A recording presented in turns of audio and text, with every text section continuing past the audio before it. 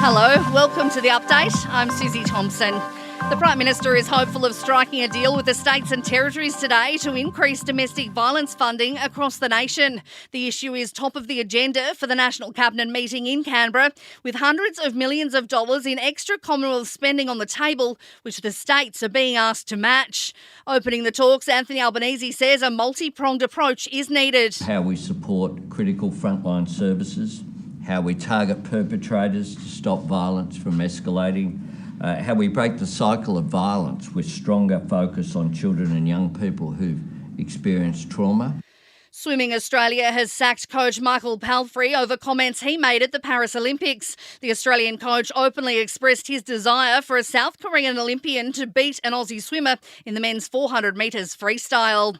The father of a teenager accused of a fatal school shooting in the US state of Georgia has been arrested. Colin Gray is facing 4 counts of involuntary manslaughter, 2 counts of second-degree murder and 8 counts of cruelty to children. Gray had told investigators he'd purchased the gun used in the killings as a present for his son.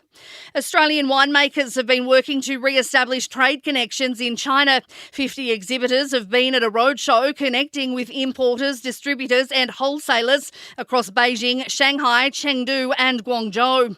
Wine Australia Marketing General Manager Paul Turali says it's Australia's first appearance at the event since 2019 before crippling tariffs were put in place. It's about building or rebuilding some goodwill in the sector after a fair time out of the market. Studies show that there's still a strong demand for Australian wine by Chinese consumers, but the market is certainly a lot softer than what it was pre-tariff levels and pre-COVID. So hopefully a lot more people enjoying wine and Australian wine in China. And new figures show a record number of New Zealanders are moving to Australia. Sport and entertainment are next.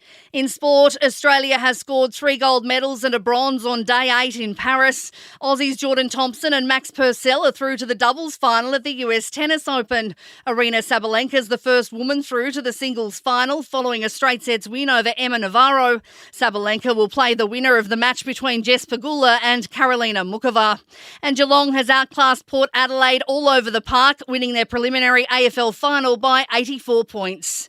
In entertainment news, Sunrise presenter Edwina Bartholomew has announced she's been diagnosed with cancer, which was detected through a routine blood test. She has chronic myeloid leukemia, which can be treated with tablets. She says it's an important reminder about taking care of ourselves. Particularly for young mums to prioritise their health and just, go to the doctor and get a health check.